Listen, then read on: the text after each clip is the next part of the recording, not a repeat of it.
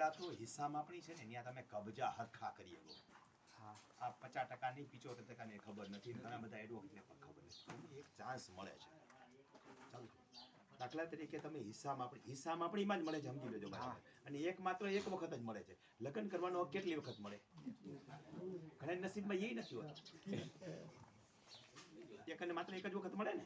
બીજી કોઈ કોક નસીબદારને મળે છે, પણ અઘરો પડે છે. હા, પહેલી વખતના ગોળધારા પચતા નથી, તો બીજી વખતના તો ક્યાંથી પચે? એટલે હિસ્સા માપણીનો અધિકારમાં તમને કબજા હરખા કરવાનો અધિકાર એક અને માત્ર એક વખત મળે.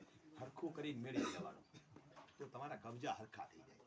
દાખલા તરીકે અમે આ 4 ભાઈઓ છીએ, બરોબર છે. આ જ ક્રમમાં અમે બેઠા છીએ તો કાંઈ તકલીફ નથી, પણ મારો કબજો અહીંયા છે ને આનો કબજો અહીં છે. સરકારને ક્યાં ખબર છે તમે ક્યાં કબજો કર્યો? તમે હવે હરખો કરી લ્યો ને. ક્ષેત્રફળ ફરક વાળું છે તોય થઈ જાય, એની યાર કાંઈ લેવા દેવા નથી. ક્ષેત્રફળ છે એવું રહે. માનો કે અમારી જમીનમાં 5 એકર આની પાસે છે, 2 એકર મારી પાસે છે, આની પાસે 3 એકર છે ને આની પાસે 4 એકર છે.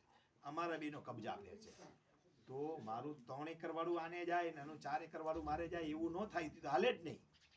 4 એકર મારું જ થવું જોઈએ, 3 એકર એનું થવું જોઈએ. પાછો એ અહીં આવી જવો જોઈએ, હું ત્યાં આવ્યો જવો જોઈએ. સ્થળ ઉપર નહીં, કાગળ ઉપર. કારણ કે સ્થળ ઉપર તો જેમ છે એમ જ છે ને. હવે આમાં એક બીજું દેખાડું કે અમારે બધાને કબજાનો વાંધો નથી, ક્ષેત્રફળનો વાંધો છે. મૂર્તિ પણ તો એમનેમ છે. મૂર્તિ પણ એટલે અમારા ભાગ પૂરતું કહીએ, આખું મૂળ નહીં. કારણ કે આ પૈકી વાળાનું એક ટીપણ થઈ ગયું કહેવાય ને, આડો લીટો થઈ ગયો એટલે તમારું જુદું પડી ગયું. જેમ સરકાર તમે નવી માપણીથી ટીપણ જુદું દે છે, એમ મારું માપણી સીટ બની ગઈ ને એટલે કોઈ કેજીપી દોસ્તે મારું ટીપણ તમારા ટીપણથી